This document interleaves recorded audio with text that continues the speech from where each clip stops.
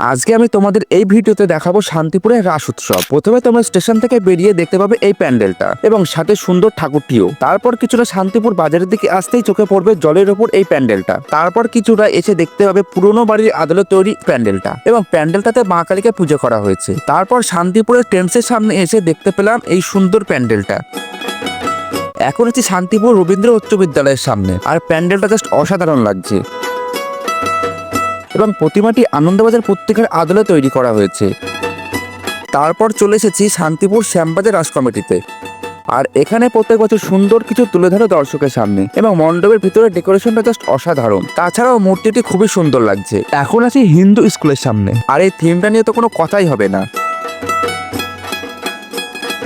আর এই মণ্ডপে দেবী লক্ষ্মীকে পূজা করা হয়েছে। তারপর চলে এসেছি আরও একটি পূজা মণ্ডপে, প্রতিমাটিও খুব সুন্দর। এখন আছি শান্তিপুর থানার সামনে, এখানে প্রেমানন্দ মহারাজের আদলে একটি মূর্তি বানিয়েছে এবং প্যান্ডেলটিও জাস্ট অসাধারণ লাগছে।